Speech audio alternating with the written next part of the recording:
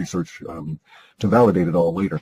When you do that research, you can start off by going and doing a hunt on Google or someplace for like Webbot forum, and go and jump to that. If you're absolutely new to this, maybe you want to get some easy entry into it, you can go look up JSNIP4 on YouTube. He's got JSNIP and the numeral 4. He's got a YouTube channel, and he's been doing summaries and has been following my work for years, and takes the time to point out where it's been effective. So now the methods. Basically what I've done is I've come to the conclusion that humans are psychic, and most of us don't know it or acknowledge it. It may cause us to make certain moves with intuition, but we really don't bring it into our consciousness. So what I did was I devised a software that's basically of 4 components. The one component are these things called spiders, which are just search engine kind of programs that go out and read web pages. And that just goes out and looks for data, and I tell the spiders what to look for. The second component is the processing that weeds out all the data that we don't want, because it brings back vast quantities of stuff that's just not useful for us. And the third part is the lexicon. The lexicon is a dictionary of words in many different languages, but it has no definitions, which is why it's really called a lexicon and not a dictionary. And what it is attached to each of the words are values that are represented by numbers that go to how that word is perceived by the native speakers of that word in its emotional context. So see, basically what I'm looking for are emotional changes that show up in language. And it was always my understanding that I worked from since 1993 that these emotional changes were as a result of our psychic or intuition leaking out. And so what I've done is make a giant intuition sweeper. The way Google sweeps the internet and comes up with places for you to go and look at to respond to dinner or specific queries, what I did was to come up with a giant search engine that looks for distilled bits of intuition that end up on the internet in the form of language changes. So now, it's all done linguistically. The fourth component here, we have a database of some considerable size that runs in a language called SQL, and I'm able to do some very extensive data mining on this. And then at the other end of it, I do personal interpretation. So let me explain how that works. The data sets might bring back a collective psychic intuition. Okay, so let's choose as an example something I do not do. As a rule, I don't involve myself in personalities like celebrities, tabloid kind of things. I'm interested in a deeper level of discovery from this. So as a rule, I don't even look at and we throw out personalities and stuff. But at the moment, I'm going to use a personality as an example because it's the stuff I don't normally do. This is actually within the data, so as it occurs over these next I want to say 6 months, but maybe it was 7 months out in model space. I have a model that I moved through time, and I did the timing and then programming and all this on my own. So it's my own mechanisms. Again, I've discussed it in other interviews. But let's get to this personality as an example so I can show you the difference between the data and the interpretation. So the data says that there's this actor by the name of Luke Wilson that's going to be involved in some form of a car wreck.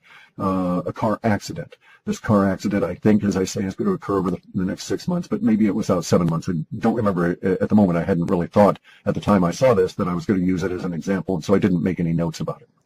And I'm just doing this from memory. But anyway, so that's the data sets provide that kind of information, and it's a very concise, very cryptic, because it's just basically accident, and then under accident there's a supporting set that goes to cars, and then there's the other set that ties in Luke Wilson by name. Now, then the interpretation part is there's a lot of other data sets in there that bring back all these other words. So what I'm doing is I'm interpreting that Luke Wilson will be involved in a car accident, as the data says, but that he's not going to be a participant in the accident. He's going to be more of a witness. And so that's how he's going to show up within the referenced language. It also helps, by the way, to note that our process here brings up language that's likely to appear after the event. So I don't really get in a description of the event. I get a description of all the words we're going to be using to talk about the event after it has occurred, or after it has not occurred, and we're still discussing it all. So let's get back to Luke Wilson, and then I'll give you another quick example here, and then we'll go on with the data. And so my interpretation here, the interpretation part is that he's going to be a participant in an oblique or peripheral sense, not actually in the driving either car, that kind of a thing. And I could lay out the data that shows as to why I think that, because of these supporting sets that have legal language and some other things in them. Now, so that's the interpretation part around the actual data set showing up. So there's two components into each and every element of future forecast. Okay, so now let's look at the elements of language and how an event can occur and not occur, yet still produce the same kind of language. Let's just say we took a Super Bowl. Super Bowl happens, everybody talks about it the media talks it up until it occurs, and then everybody talks about it for about 36 hours after that, and then it sort of falls away very rapidly. I know this from my spiders and how language moves. And so for that next 36 hours, everybody's talking about the Super Bowl, asking each other, or discussing it all, and, their experiences and so on.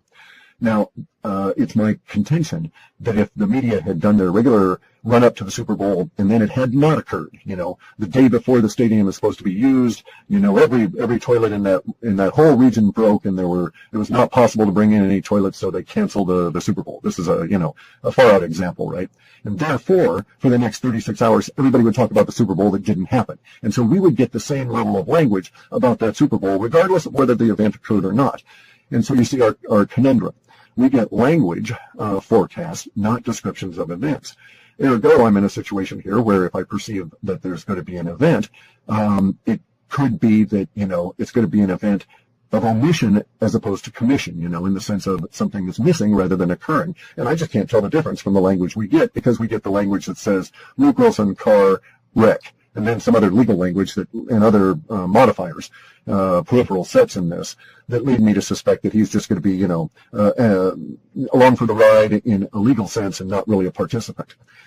So I can make that sort of an interpretation on the data that's being presented. But in some cases, like the Super Bowl, maybe I could make a guess that it would be a situation of the Super Bowl not occurring, but within the language I might be presented, it may not be clear at all that there's any kind of a hiccup going on, because there's the same number of words, they have the same kind of things within them. You would ask yourself and talk about the same sort of situations, more or less, because in the case of the Super Bowl not happening, you would say, well, what if so-and-so had, done this and so on. So you'd speculate a lot more. So you see the issues that are involved at a very high level, very skimming the surface in the work I do. So, all right, so I've said that. Now, I've been doing this since 97 when I did my first run. I started working on the programming in 93. It took me a long time 4 years to do the initial work and research on this, because I had to make a living. I was working for Microsoft and GEC Marconi and all these airlines and writing code and stuff for people. So that's what I was doing at the time. I was a software engineer, specializing in very large databases and data mining and interesting kinds of projects at a very high end. I program in a number of languages. My core language is C. I do some assembler. I like C a lot. C++. I don't need the overhead. I do encapsulation. And I like Prolog. Prolog is a self-compiling artificial intelligence language, but I hate using the word AI because everybody thinks of smart, self-aware computers, which I contend cannot happen. Anyway, though. There you go. See, there was a divergence. We shouldn't have gone there. So now let's get into the situation that really brings me to doing the video.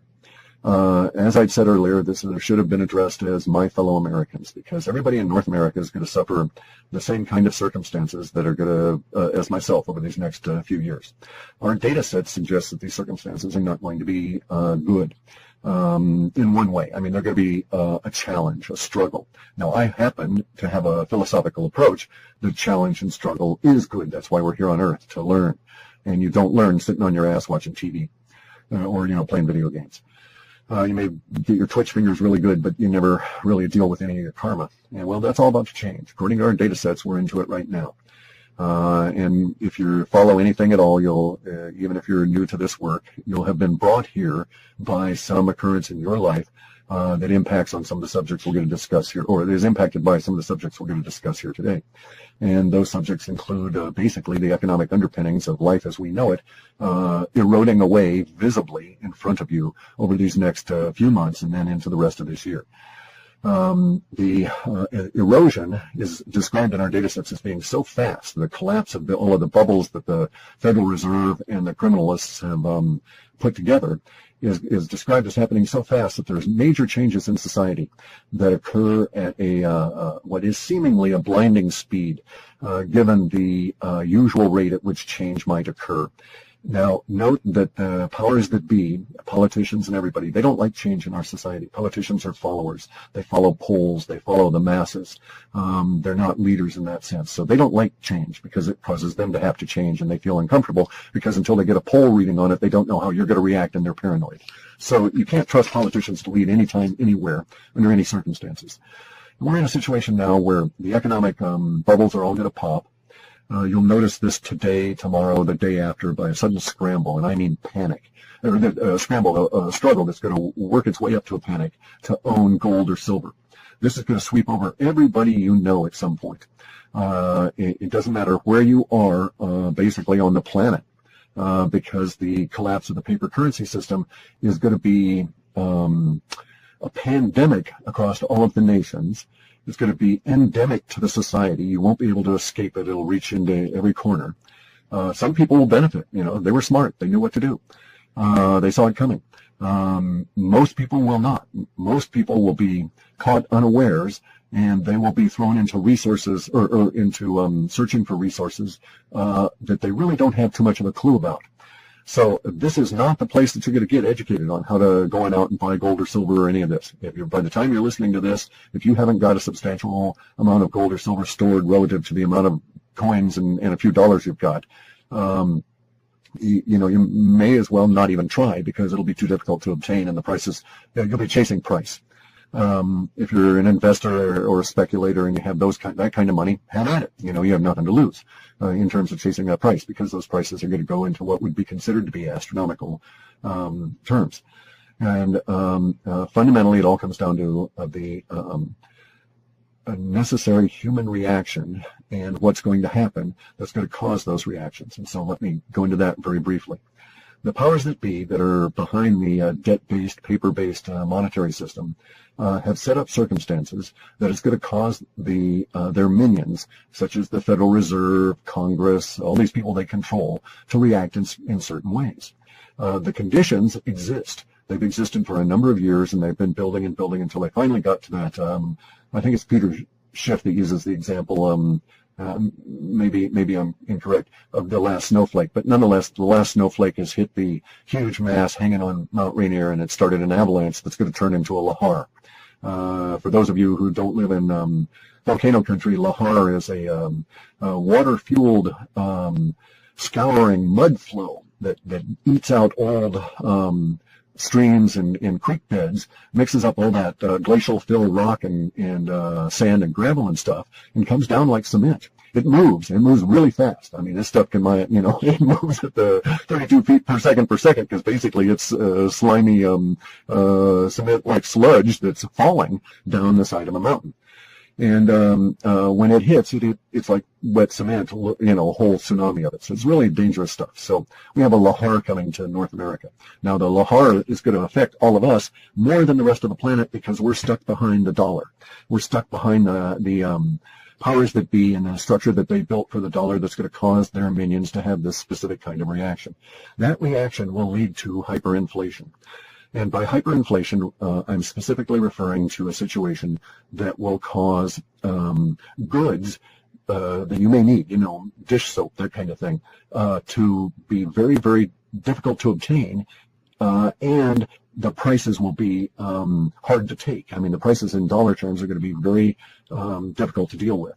And this is also going to involve, because of the way that this crash is going to occur, and this is really the reason why I'm doing this video at the moment, is that there's a very considerable chance, I don't want to use that word, there is a huge potential in the energy sense, in the electrical sense. We've got a very large potential that the just-in-time delivery system will come to a grinding halt all across North America.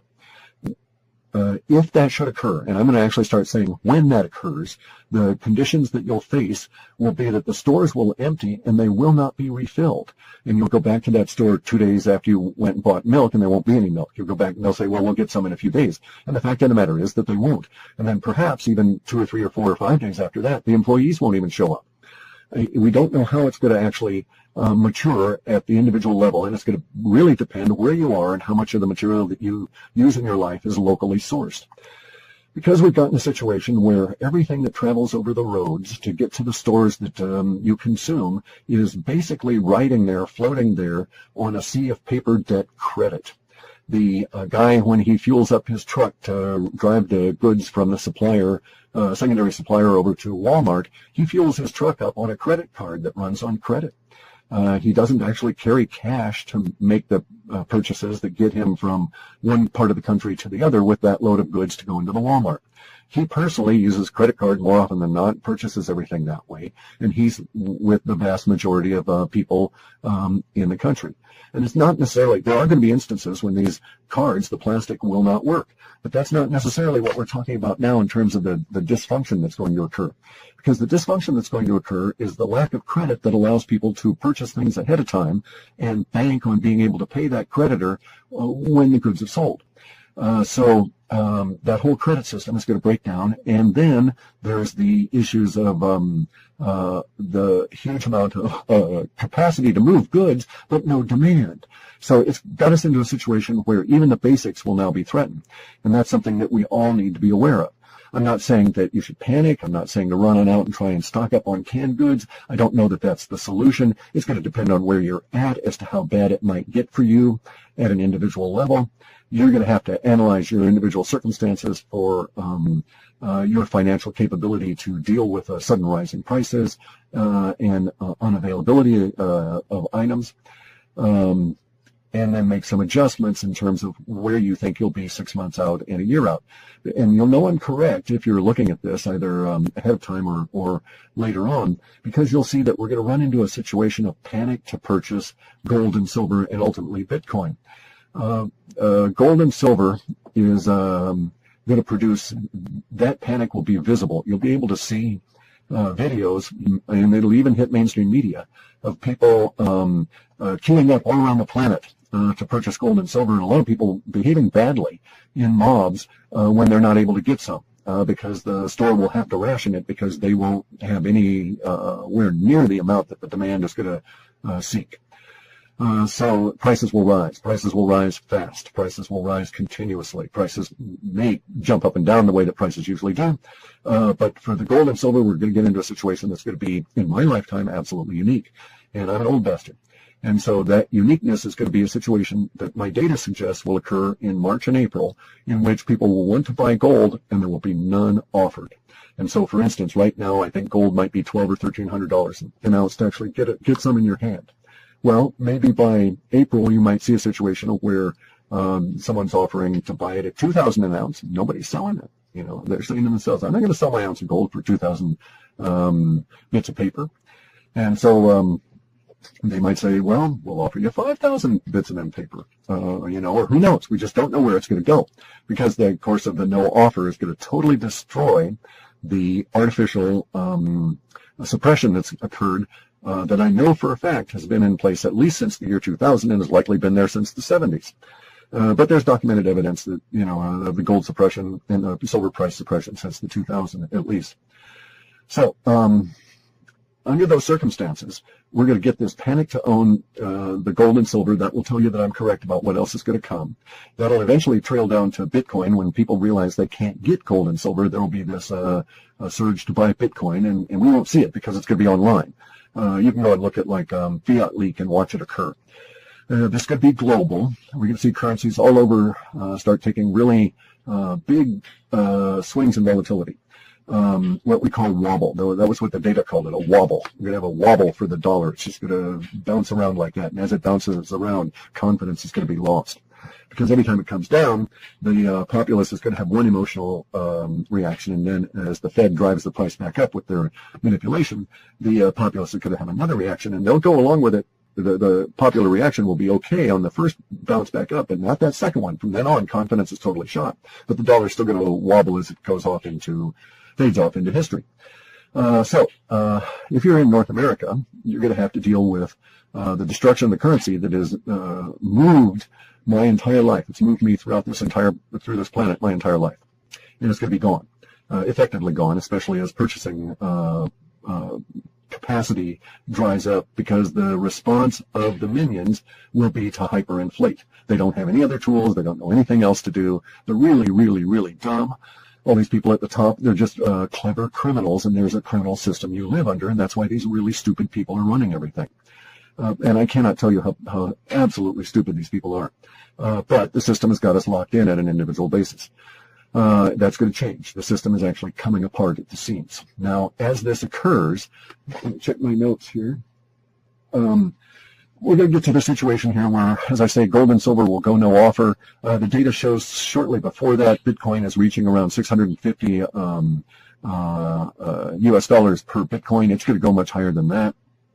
But it's because the dollar is becoming worthless, not that these things are more valuable.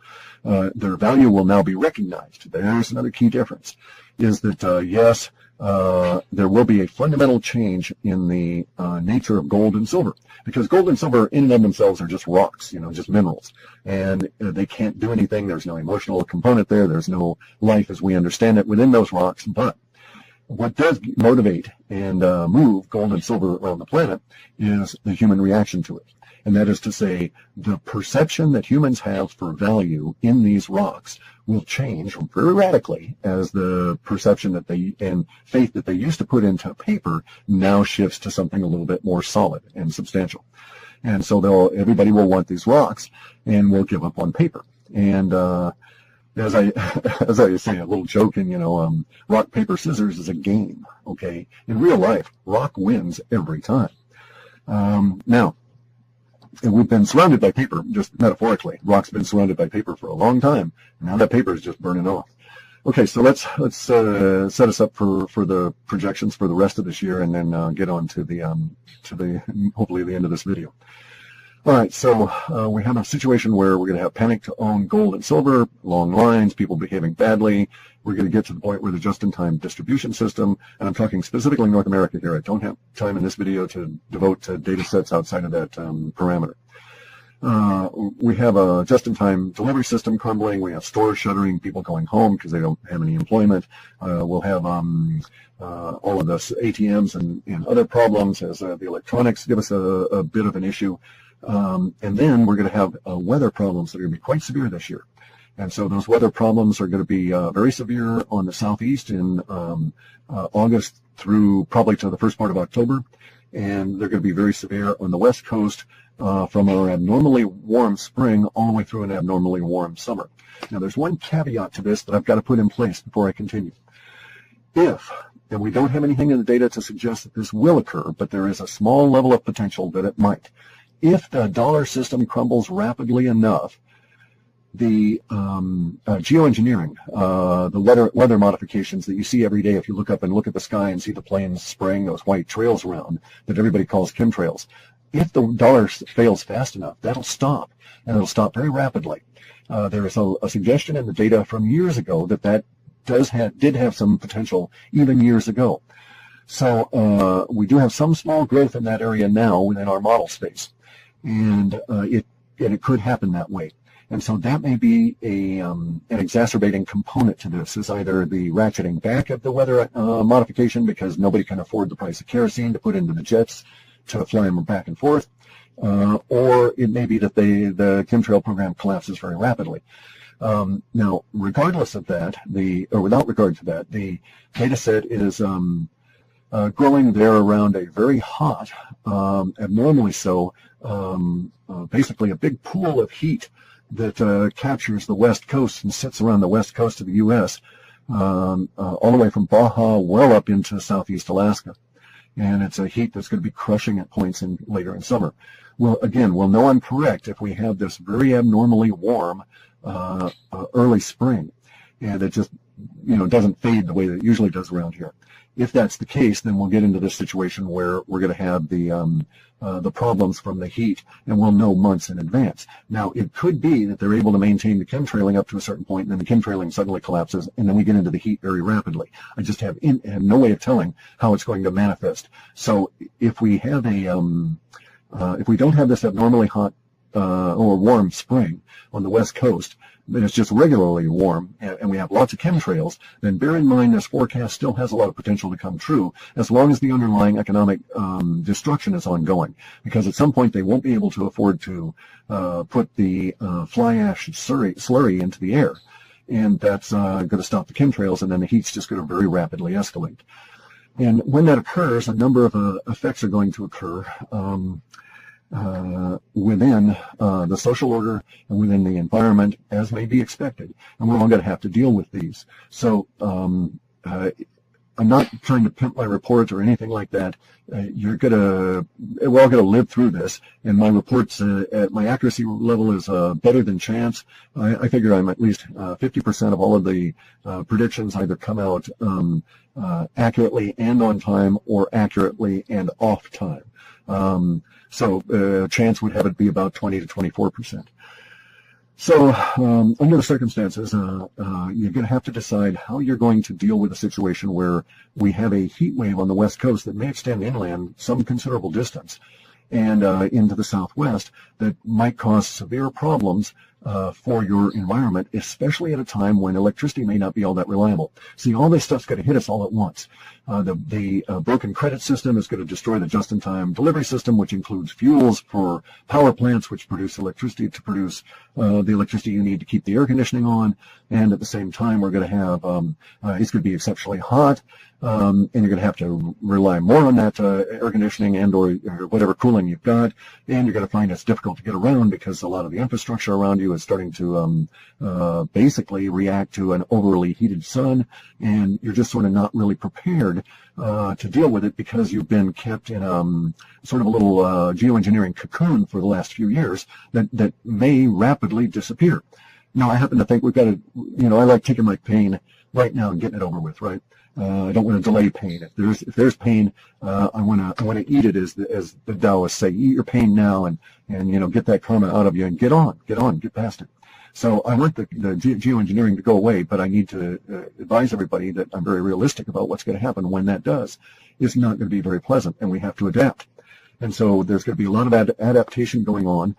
And this is the other component of this. The good part of the reports that we've had here for the past few years have been saying that basically we're in a renaissance period, long delayed, that's been held in abeyance by the manipulation of the economic system. If the economic system had collapsed in '87, we would be into just such a kick-ass renaissance now. It would not matter that the environment is radically changing, because we would have already started adapting in the early 90s, that kind of a deal. But we've been held in this artificial cocoon of control that has been trying to preserve their control, and in the cost to all of us was that hasn't been an acknowledgement of the real changes in which we're actually living. Change happens, people. We got to get there. Got to understand this. So we're now in a situation where the confluence of events is going to bring all of this and put it on our plate here, and I think we're going to get all this hitting us around July, just as hyperinflation really kicks off. And by hyperinflation, I mean very stupid, dumb people that run things in the criminal system that has got us all locked under control will respond to the economic crisis as expected, and will print vast quantities of digital dollars until they just can't print anymore, until it just doesn't make any more sense and no one's listening to it. And so we might see, numbers being invented, quadrillions or something, for new kinds of numbers, because we're printing them out so fast that we make Zimbabwe look like pikers, look like they had no vision on how to hyperinflate. We got some really stupid people running things. Now, the good part of all of this is that as the paper debt collapses, we're going to get back to what's known as sound money, which is these rocks I'm talking about, gold and silver, and the new electronic rock that is Bitcoin. When we do this, you'll find that the social order changes around you. And it is because there's a new ethos, because you can't fuck people over in gold and silver deals and live to walk around, right? I mean, it's like you got to get real with things. The people with the paper money system have done everything they can to put layers and layers and layers and layers of minions between themselves and any justice at all. That goes away with the paper debt system. All of the politicians you know go away with the end of the paper debt system. Who gives a rat's ass about that old fart Hillary or hair boy Trump when there's no dollars behind them? You know, when Trump's casinos are empty, or not empty, where they just have thousands of squatters living in them, and because the economic system has collapsed and those people's homes were washed away in the storms, they saw the casino and they said, hey, I'm going to go live there. You know, up yours, Trump. And by then, no one gives a rat's ass about Trump anyway. You know, that's the kind of world we're going to be getting into. It may actually come to the point where the, quote, federal government does not have the money to front an election. It will come to the point, and we'll start seeing that within our data, it shows us anyway, it will come to the point by August that we'll recognize that the moral bankruptcy as well as the physical or actual economic bankruptcy of the two major parties. So hooray, the political oligarchy and dictatorship that we've lived under, it's gone. It's dying in 2016. I don't vote. It's a mud's game. They've got everything rigged. And you know it's rigged because they're going to present you two people and they're going to say that this is the best that America has to offer. You know, Hillary Clinton, the whore for the elite, or Donald Trump, the other whore for the elite. You know, that's the best that America has to offer. No. I got better people here in Olympia than either of those two. So, sorry, didn't mean to get into that. Anyway, so here's where it's at, guys. It's going to be really harsh for us this year, and something you have to pay attention to now, if you've got any inclination at all, is gardening when it counts. I think there's even a book by that name, like Gardening When You Have to Depend on It, or Gardening When It Counts. And that's where we're at now. That's why I'm bringing this up, because food's going to be an issue. It's not going to be a question of, you know, how much you're going to pay for that tomato. It's going to be a question of, do you have that tomato out of season? Probably not. Not if you're not figuring a way of growing it next year. You know, so that's the route it's going to go.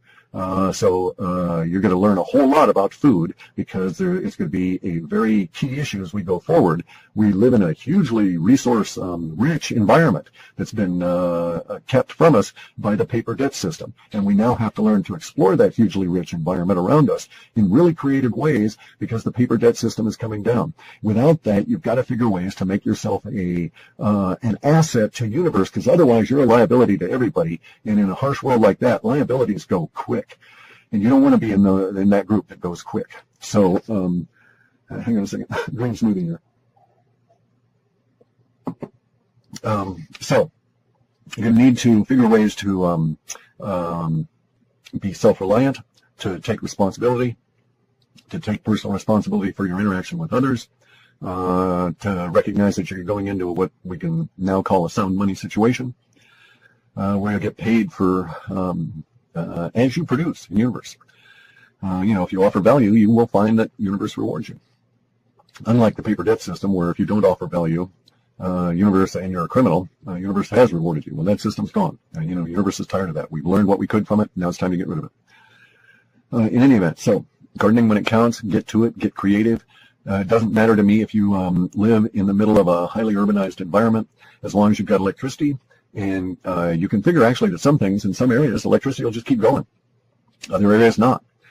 It's just going to be, you know, depending on the luck and where you live and how many people are in there and how scared the government is of electricity riots and this kind of thing, right? And so you know, you may not get an electrical bill. It may get to the point where who is it, like Con Ed? I don't know if that still exists in the Northeast, but you may not get a bill from your electric utility for years once this stuff starts happening. And they may still keep the power on simply because the government is too afraid. Those people in power are too afraid to turn it off, or to allow the natural course of events to have that power company shut down. And so there will be some things that will, by nature in some areas, a lot of it driven by fear, become de facto public institutions in a serious way. So if you've got electricity, talk to your local pot growers. Figure out how to grow things indoors under lights. Especially good as long as they're spraying the chemtrails. You don't really want that aluminum and the barium and the strontium and the other crap they're putting up there down on your food anyway. That's why I've got a grow dome, so we don't, you know, in a dome, a geodesic dome with plastic over it, so we don't get all the chemtrails, because they put tons of the stuff in the air here because it blows east where they want it to go. So anyway, gardening when it counts. Be creative. You can grow tons of food in small spaces. You'd be really amazed. If you get into things like biointensive, go look up biointensive. You can find that you can grow a full year's diet in 1,100 square feet per person. Even smaller if you're doing it indoors under high energy conditions. More continuous, better crops, etc. If you need hints, go to places like Permies, Permies, I think they're .org, Permies.org. It's permaculture. People there have been doing this stuff for years. They can guide you. It doesn't have to cost money. You can find most of the materials. We're in a resource-rich environment. Even in an urban area, you can find areas where you've got sunlight and all the conditions that you can then, or most of the conditions that would then allow you to do something, drape plastic over a balcony and you've got an instant greenhouse, that sort of a thing. So it's going to come to that. Look to what happened to Cuba as your model, because that's going to be basically what's going to be happening to all of North America over these next few years. We're into the periods of struggle. It started this year, January 1. It started just if you paid attention to the stock market, it started there with very ominous sign, portents of the future, all of that. And so we're into the years of struggle. It's a decade. We'll be doing this for the next 10 years. The first 4 years are going to be really rough. That's when most of the people that are going to die from this will perish, is in those first 4 years. So if you make it through these next 4 years, the odds, so to speak, are increasingly in your favor. There are going to be a lot of people that are flourishing. They're going to flourish in this period of time because it's their nature. You may want to, latch on into their sphere of influence, because there's creative individuals out here that are going to respond in a very positive way and create whole new social movements and means, and in some cases, economic empires, because they'll know how to do things and will respond appropriately, and the universe will reward the fact that these guys have done that. It's going to be very difficult for everybody. Let me see the last on notes. Okay, so gardening when it counts. Weather's going to be a problem. Be prepared to do all of your gardening stuff indoors. It doesn't matter if you're east, west, north, or south. There will be some kind of a condition that will impact you in a negative fashion that indoor gardening may make more sense. In some areas, power, when it goes, it won't be coming back. It's just going to be, at least not in any meaningful fashion. So just be advised of that. There are going to be areas, according to our data, that lose power regionally, and then it's a struggle for years for them to get up to the point where they have reliable power again. I don't have any sure guidelines on where that might be, and I don't offer any suggestions to anybody on where they should go live, because that's personal karma. As I say, I could tell you, oh yeah, go live in Denver, Colorado, and you get there, and the second day you're hit by a truck and killed. It's entirely personal karma. So, don't ask me where universe wants you to live. Ask universe. And then if you're dependent on medicines, be advised that you should look into that. See if there are substitutes, see if you can stockpile. There will be shortages in some medicines for some period of time. Over the next 10 years, it's going to be a little bit spotty. Now, on the other side of that, there's good news in the data sets that say that the Renaissance is going to hit North America. We're going to really blossom. That once we get rid of this paper debt monster, the zombie octopus banks that are vampire squid things sucking our blood and life. Mixed metaphors, all the helling on there. Once they're gone, the Renaissance really blooms here, and we come out stronger, in some ways much more cohesive, and in the end, North America, or not in the end, but over the next 10 years, will come to dominate and offer to the planet some things that don't exist now. A plethora of North American-based bioreactive agents in the forms of new medicines that will be developed here that basically couldn't have evolved, couldn't be built anywhere else, simply because of the plants and mineral structures that have evolved here. That's going to happen. Also, data showing that we're going to get into new kinds of businesses that may include, George Jetson kind of cars, anti-gravity kind of floating around vehicles, which I personally would like. That'd be really cool. Actually, dozens of things are pointed in our data sets have been in reports for years, new electrics and this kind of stuff. So we'll get right down to it in terms of my report and stuff, because I'm going to wrap this up here. I offer these reports at $15. There's enough discussion on them in the Webbot forum that if you didn't want to spend the money, you could probably go there and ask people, and they could probably tell you certain things that are going on. We have to be relatively careful about encouraging the republication of our material, because it causes circuitous loops if our spiders pick up our own material, and it causes problems within the data, and I actually have to spend probably 18-20% of my time screening all that crap out. And it's a constant chore.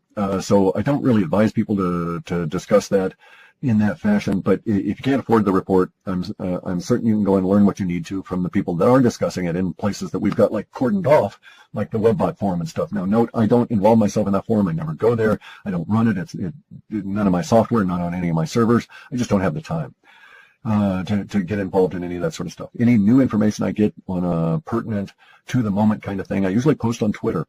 When Twitter goes down, I'll probably put it on Google Plus, or post it on my own site, depending on what's happening at the moment.